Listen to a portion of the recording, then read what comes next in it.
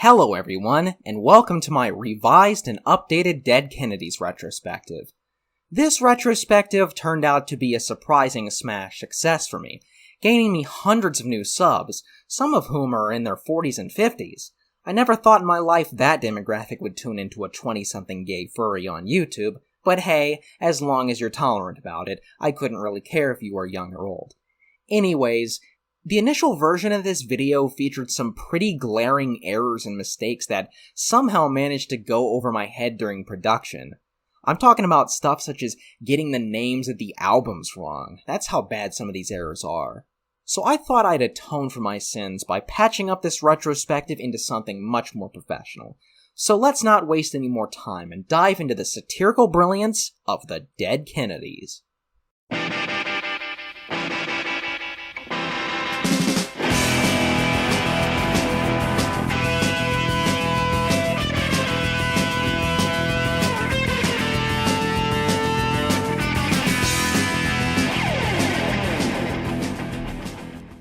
Greetings, anarchists and antichrists. It's your local trash panda slayer here. Let's talk about punk. Easily one of the most important music movements of the 1970s, completely reinventing the wheel of rock music while giving a giant middle finger to the utter tidal wave of kitsch that was dominating the musical landscape at the time. An unapologetically clamorous cacophony of anger and rebellion.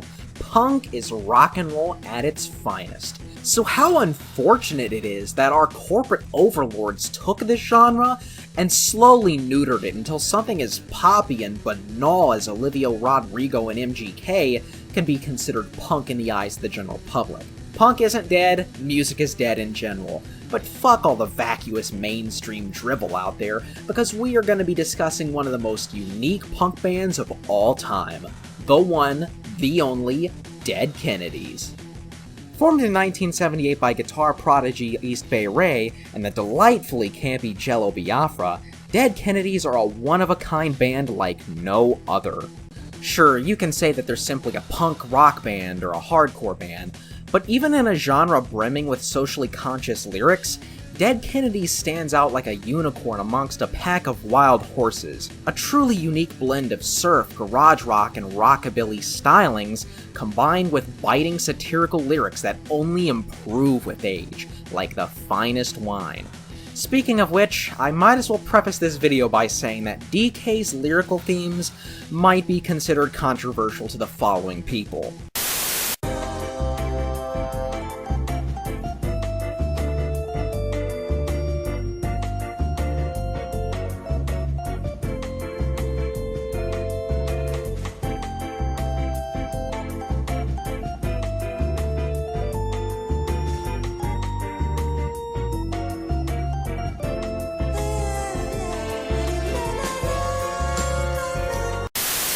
Yeah, there's no other way of saying this. DK are very blunt about their beliefs. But regardless of whether or not you agree with this band's anarchist leanings, they undoubtedly have a lot of interesting things to say on a variety of topics. And the music accompanying the lyrics is also top-notch. DK, unlike many of their peers, eschewed the three-chord formula that the majority of punk bands followed religiously. They were actually willing to show some genuine musicianship and the ability to write songs surpassing the 3-minute mark, in brave defiance of a punk scene that brazenly compared anything utilizing guitar solos or actual fucking song structure to protracted yes epics. And yes, this band does have some middle fingers to the punk and metal communities, which I'll touch on when we get there. But for now, it's time to dive into the masterpiece that started it all.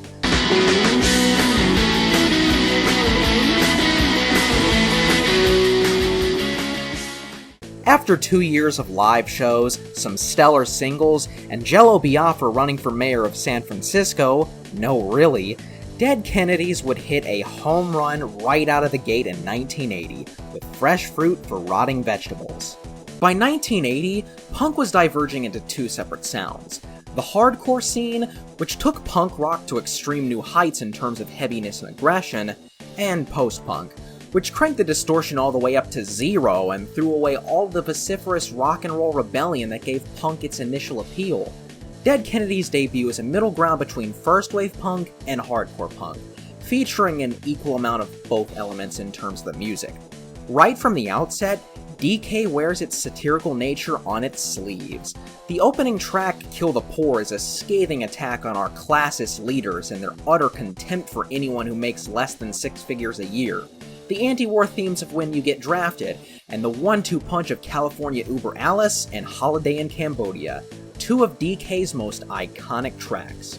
I really love the thrashy riffs in the former and the ominous and foreboding vibe it gives off. I am Governor Jerry Brown.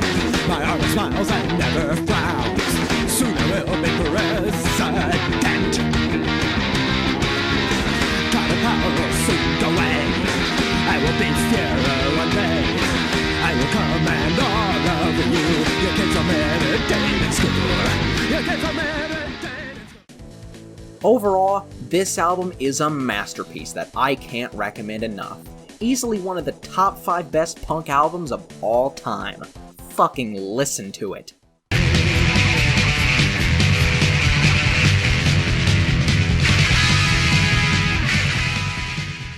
I usually don't discuss EPs and compilation albums on this show, but due to how DK technically only has 4 full-length LPs, I'll be discussing their other 2 albums as well, In God We Trust Incorporated and Give Me Convenience or Give Me Death. In God We Trust Incorporated is an EP largely focused on Christian fundamentalists and the fledgling Reagan administration. Man, Reagan, man, fuck yeah! Something that seemingly every punk band from around 1981 to 1983 took a shot at. Fuck, there was even a punk band who named themselves Reagan Youth just to say fuck you to America's new messiah at that time. This album too delves into that with a reworked version of California Uber Alice with jazz elements thrown into the mix. Human rights will soon go away. I am now your Sade. Now I command all of you. Now you're gonna parade in school. And I'll make sure they're Christian too.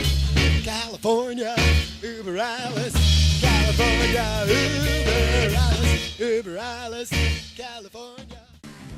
I'm also very fond of Nazi Punk's Fuck Off and Moral Majority, both of which are just as, if not more relevant now as they were back in 1981. In terms of sound, this album leans heavily into hardcore, with blazingly fast songs with lyrics that are indiscernible on first listen unless you have the lyrics sheet in hand. It also barely exceeds the 10-minute mark, which still makes it 50 minutes shorter than the average Emerson, Lake, and Palmer song. Overall, a pretty decent EP with some absolutely prescient lyrics.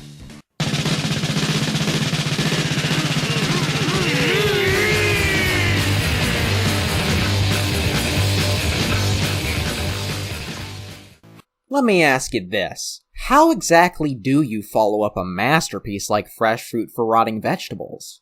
Well, you crank up the satirical nature a couple of notches, throw in a peppering of eclectic musical influences, and give a giant middle finger to everything wrong with the world. What you get is an album that's just as good as its predecessor, if not better, kicking off almost immediately with a well-needed jab at college frat boys. No, I'm not here to learn. I just want to get drunk and major in business and be taught how to fuck well win. I always play to win. When I'm feeling like a car in the faceless machine, I can turn it off. Thanks, DK, for reminding us that not everyone who goes to college is some Einstein in the making. Considering the illiteracy epidemic America is currently in the midst of, I can assure you there are a metric fuckton of college students who couldn't read through Green Eggs and Ham without assistance. Some other fantastic tracks include the anti-conformist anthem Halloween, Bleed For Me, and the post-apocalyptic tinted Moon Over Marin. For me, both this and the preceding Rotting Vegetables are about on the same level in terms of quality. Honestly, if you're a metalhead who's looking to get into old school punk but doesn't want something that sounds like it was recorded in a truck stop bathroom by a dying cat, I fucking kid you, I like GI by the Germs. Dead Kennedys' first 2 albums are supremely recommended. Another damn near perfect record. Super's good food. Make a good meal. How does it feel to piece of trash. What we have here is Dead Kennedys' most experimental album, and a rare example of prog punk. As incongruent as it may sound to combine punk rock, prog, and psychedelic rock into a blender, Frankenchrist pulls it off well. Aside from the psychedelic and progressive elements, we have DK dipping their toes into the fledgling industrial genre with At My Job.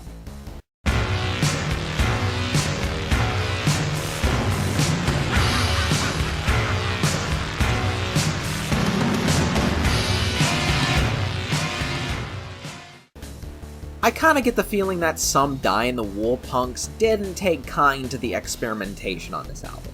It's definitely the least punk DK album in terms of overall sound, not to mention the positively pessimistic lyrics seen on most tracks. Coincidentally, around this time, DK would find themselves in an obscenity trial over the album's inclusion of H.R. Geiger's penis landscape painting included inside the insert. Even just describing it will get me demonetized, but since I'm not in it for the money, it's a painting of a bunch of schlongs penetrating female private parts. Let's just say this didn't go down well with the PMRC. This obscenity trial was one of the big contributing factors to the band's breakup just a couple years later. By far the biggest standout on this album is the hilarious MTV Get Off the Air.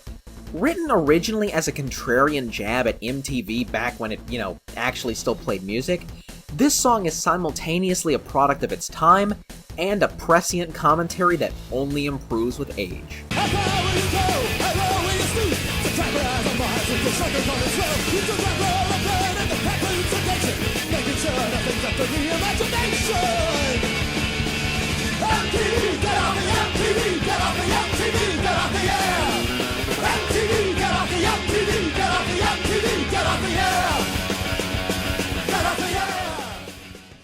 And that, my friends, is punk. Not sucking up to some avaricious industry plants for the mere fact that they upset some piss-baby fundies.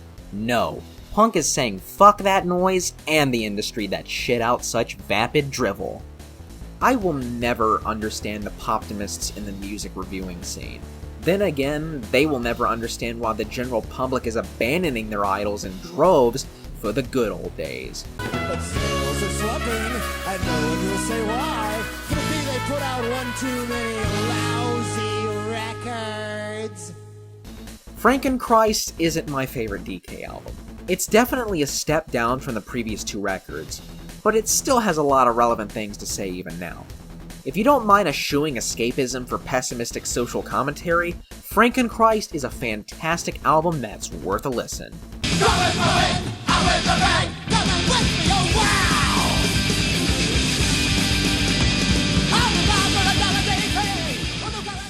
By the mid-80s, it wasn't just Bedtime for Democracy, it was Bedtime for the Dead Kennedys that we know and love. Before the album had even come out, DK played their final concert. The band were burnt out and, not to mention, disillusioned with the punk scene. This is evident in the lyrics to Chicken Shit Conformist, which lambasts the punk and even metal communities for betraying their so-called non-conformist attitudes. Punk's not dead, it just deserves to die when it becomes another stale cartoon. A closed-minded, self-centered social club. Ideas don't matter, it's who you know.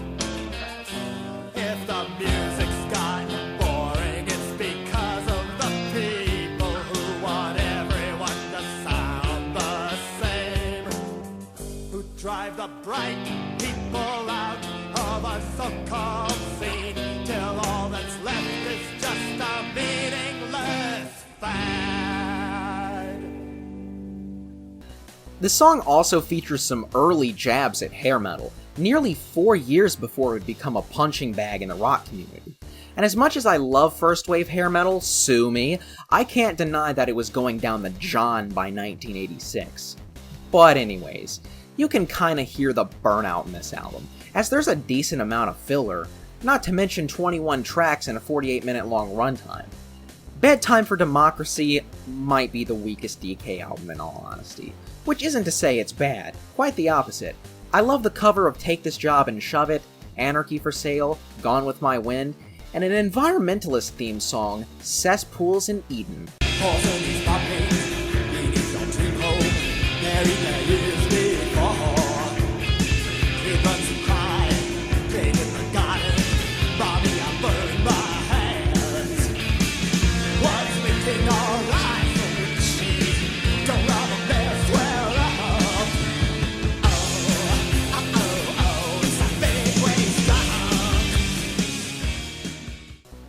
But sadly, this album just doesn't have that magic of the previous albums, and that's sad.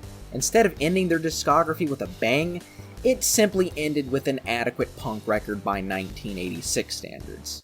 Dead Kennedys doesn't have any bad albums, but this is easily their weakest LP in the eyes of many, myself included.